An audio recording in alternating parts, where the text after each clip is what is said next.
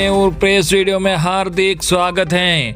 अभी भी सभी पेंशनर्स केंद्रीय कर्मचारी राज्य कर्मचारी के लिए गुड न्यूज आई है। जी हां, आज सैलरी पेंशन तथा महंगाई भत्ता में सरकार से डबल बढ़ोतरी पर बड़ी खुशखबरी आई है तथा साथ ही सभी पेंशनर्स व कर्मचारी अन्य भी 3 बड़ी खबर आई है, जिसकी पूरी जानकारी आपको सबसे पहले इस वीडियो में देखने को मिलेगी। तो बने रहे आप वीडियो को लास्ट तक और जानिए महत्वपूर्ण खबरों को सबसे पहले ही। इससे पहले अगर आपने अभी तक भी इस वीडियो पर एक लाइक नहीं किया तो एक लाइक कर दीजिए, क्योंकि आपका एक लाइक ही हमारी मेहनत का फल होता है। और चैनल को भी फ्री में सब्सक्राइब नहीं किया और सब्सक्राइब कर लीजिए, ताकि आगे भी आपको कर्मचारी और पेंशनर से जुड़ी हर एक लेटेस्ट से लेटेस्ट अपडेट सबसे पहले देखने को मिलती रहे। आज की पहली बड़ी खबर आपको बता दें कि पीएफ की तरह अब नौकरी बदलने पर ग्रेच्युटी भी हो सकती है ट्रांसफ़र। जी हां, पीएफ की तरह ही अब आप एक नौकरी से दूसरी नौकरी बदलने पर भी ग्रेच्युटी भी ट्रांसफ़र करा सकते हैं। जिस तरह से ईपीएफ अकाउंट एक कंपनी से दूसरी कंपनी में ट्रांसफ़र हो जाता है, उसी तरह से अब आपकी ग्रेच्युटी की रकम भी नौकरी बदलने पर ट्रांसफ़र हो जाएगी। केंद्र सरकार की एक अधिसूचना में कहा गया है। इस संबंध में नियम जल्द लागू हो जाएगा। ग्रेच्युटी स्ट्रक्चर में बदलाव पर भी मंजूरी कायम। जी आपको बता दें कि केंद्र सरकार कर्मचारी यूनियन और इंडस्ट्री के बीच मौजूदा ग्रेच्युटी स्ट्रक्चर में बदलाव पर भी मंजूरी कायम हो गई है। अब ग्रेच्युटी ट्रांसफ़र को सोशल सिक्योरिटी कोड में शामिल किया जाएगा। सरकार यूनियन और इंडस्ट्री के बीच मौजूदा ग्रेच्युटी स्ट्रक्चर में बदलाव पर सहमति बन गई है। ग्रेच्युटी को सीटीएस का जरूरी हिस्सा बनाने की भी पेशकश की गई है। सूत्रों के मुताबिक इस बारे में अगले महीने नोटिफिकेशन जारी हो सकता है। हालांकि ग्रेच्युटी के लिए वर्किंग डे बढ़ाने पर इंडस्ट्री सहमत नहीं है, यानी अभी 1 साल की नौकरी पर 15 दिनों के वेतन के बराबर ग्रेच्युटी मिलती है। इसे 30 दिन के वेतन के बराबर करने को कहा गया था, लेकिन इंडस्ट्री को ये मंजूर नहीं है। किसी संस्थान में लगातार 5 साल नौकरी पर मिलती है ग्रेच्युटी। जी आपको बता दें कि अगर किसी कंपनी में लगातार 5 साल तक काम करने वाले कर्मचारी ग्रेच्युटी मिलती है, ग्रेच्युटी के लिए सैलरी का एक छोटा हिस्सा काटा जाता है। हालांकि इसका एक बड़ा हिस्सा कंपनी देती है। ग्रेच्युटी की रकम 2 बातों पर निर्भर है। पहली तो यह है कि उस कर्मचारी ने कितने साल तक काम किया है। 5 साल तक नौकरी करने पर ग्रेच्युटी मिलती है। दूसरी, उसकी अंतिम सैलरी में बेसिक सैलरी और महंगाई भत्ता कितना है। बेसिक सैलरी और महंगाई भत्ता मिलाकर ही ग्रेच्युटी का भुगतान किया जाता है। वही अगली बड़ी खबर डीए को लेकर आपको बता दें, कर्मचारी को जुलाई में एक साथ मिल सकती है बकाया 4 किस्तें, होगा बम्पर लाभ। जी आपको बता दें कि केंद्रीय कर्मचारी और लाखों पेंशनर्स के लिए बहुत ही जल्द अच्छे दिन आने वाले हैं। केंद्र की मोदी सरकार इस साल अपने कर्मचारियों को महंगाई भत्ते की 4 किस्तें एक साथ देने वाली है। लंबे समय से महंगाई भत्ते का इंतजार कर रहे कर्मचारियों के लिए नए साल होली का बहुत बड़ा गिफ्ट होगा। दरअसल वित्त मंत्रालय ने पिछले दिनों में बताया कि 1 जुलाई 2021 को महंगाई भत्ते का भुगतान कर दिया जाएगा। हालांकि अभी इसकी घोषणा नहीं की गई है। कर्मचारियों को एक साथ 4 किस्तें दे दी जाएगी, जो पिछले साल कोरोना महामारी के कारण लंबित थी। सरकार के इस फैसले से करीब 50 लाख केंद्रीय कर्मचारी और 65 लाख पेंशनर्स को फायदा होगा।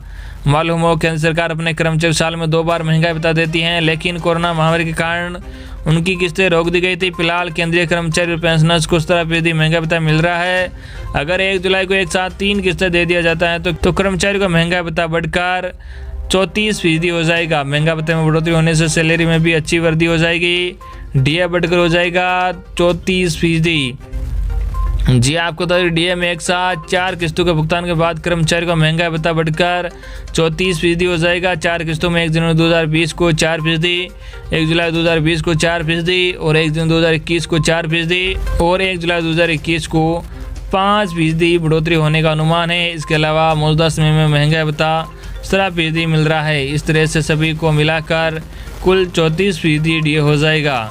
बड़ी खबर आपको बता दें कि पीएफ को लेकर सरकार ने दी बड़ी राहत। अब 5 लाख तक के योगदान पर ब्याज होगा टैक्स फ्री। जी आपको बता दें कि प्रोविडेंट फंड में निवेश करने वालों के लिए अच्छी खबर है। सरकार ने पीएफ में निवेश के ब्याज पर छूट मिलने की सीमा को बढ़ाकर 5 लाख रुपए कर दिया है, लेकिन इसका फायदा सिर्फ उन्हीं लोगों को होगा जिसमें एम्प्लॉयर की तरफ से कोई योगदान नहीं दिया जाता है। पीएफ को लेकर यह नया नियम नए वित्त वर्ष यानी 1 अप्रैल 2021 से लागू हो जाएगा। पीएफ पर 2.5 लाख तक टैक्स फ्री लिमिट थी। आपको बता दें कि वित्त मंत्री निर्मला सीतारमण ने बजट 2021 में ऐलान किया था कि पीएफ में सालाना 2.5 लाख रुपए तक के निवेश पर मिलने वाला ब्याज टैक्स फ्री होगा, लेकिन इसके ऊपर किए गए निवेश पर जो भी ब्याज मिलेगा उस पर टैक्स देना होगा। इसमें कर्मचारी और कंपनी या नियोक्ता दोनों का योगदान शामिल है। सरकार ने यह कदम उन लोगों पर अंकुश लगाने के लिए उठाया था जो अपना सरप्लस पैसा पीएफ अकाउंट में डालकर ब्याज कमाते हैं, जबकि पीएफ को आम लोगों के लिए रिटायरमेंट फंड के तौर पर देखा जाता है। पीएफ में टैक्स फ्री लिमिट बढ़ाकर 5 लाख की। जी आपको बता दें कि मंगलवार को लोकसभा में फाइनेंस बिल 2021 को लेकर सरकार ने पास करवा लिया है। इस बिल पर चर्चा के दौरान सवालों का जवाब देते हुए वित्त मंत्री निर्मला सीतारमण ने कहा, टैक्स फ्री लिमिट को अब 2.5 लाख रुपए से बढ़ाकर सालाना 5 लाख रुपए कर दिया गया है। इस छूट का फायदा सिर्फ उन्हीं पीएफ खाताधारकों को होगा जिसमें नियोक्ता की ओर से कोई योगदान नहीं दिया गया हो। छोटे टैक्स पेयर्स को फर्क नहीं पड़ेगा। जी हाँ, आपको बता दें कि उन्होंने कहा कि आमतौर पर पीएफ में कर्मचारी और नियोक्ताओं का योगदान होता है, लेकिन किसी में जब सिर्फ कर्मचारी का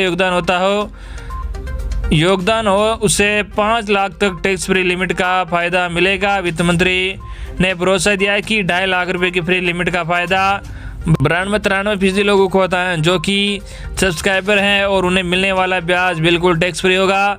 इसलिए छोटे और मध्यम वर्ग के टैक्स पेयर को इस बदलाव से कोई फर्क नहीं पड़ेगा।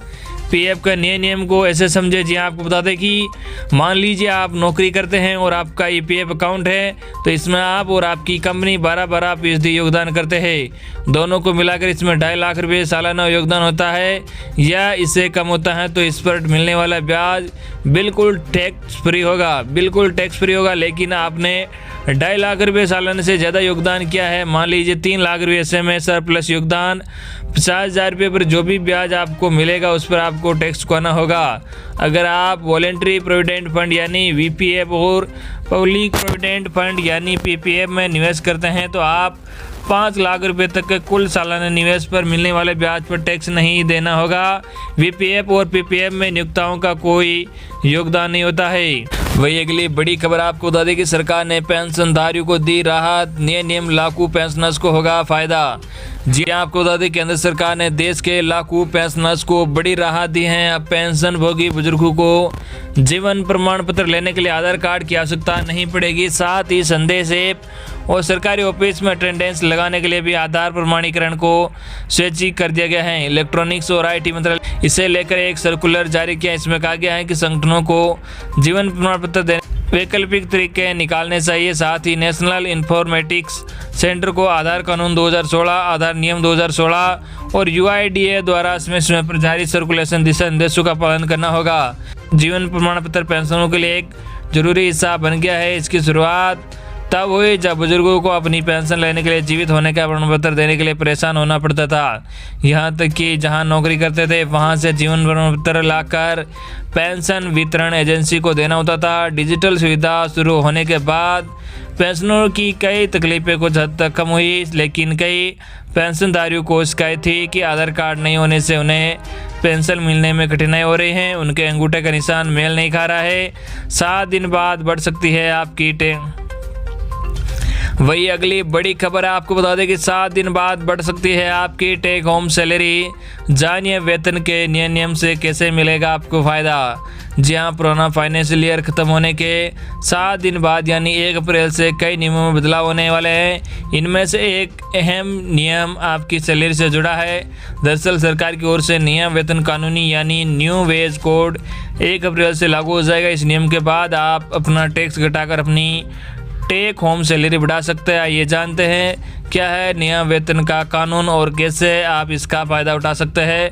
दरअसल सरकार की ओर से नए वेतन कानून के तहत आपको हर महीने मिलने वाली सैलरी में मूल वेतन का हिस्सा 50% होना चाहिए। मूल वेतन के अंदर आपकी बेसिक सैलरी, महंगाई भत्ता और ट्रेनिंग अलाउंस शामिल होगा। इन तीनों मुद्दों को जोड़कर आपकी बेसिक सैलरी की गणना की जाती है। क्या कहता है पुराने नियम। जी हाँ, मान लीजिए कि आपकी सालाना कुल आय यानी सीटीसी 18 लाख रुपए की है। मौजूदा नियम के हिसाब से बेसिक सैलरी सीटीसी का 32% होता है। इस लिहाज से आपकी मंथली सीटीसी में बेसिक का हिस्सा 48,000 रुपये का होना चाहिए। वही 50% एचआरए यानी 24,000 रुपये इस मद में। इसके बाद 10% यानी 4,800 रुपये एनपीएस का। वही 12% प्रोविडेंट फंड में जो 5,760 रुपये होगा। इस तरह 1.5 लाख की सीटीसी में आपकी मंथली सैलरी 82,560 रुपये हो गई। वही बाकी बची 67,440 रुपये की रकम अन्य मदों में जाती है। नए स्ट्रक्चर से ऐसे होगा लाभ। जी आपको बता दें कि अब 1 अप्रैल से नया वेज कोड लागू होने के बाद आप अपनी सैलरी का स्ट्रक्चर बदल सकते हैं। नए कानून में सैलरी में पीएफ, ग्रेच्युटी, महंगाई भत्ता, यात्रा भत्ता और हाउस रेंट अलाउंस समायोजित किए जाएंगे।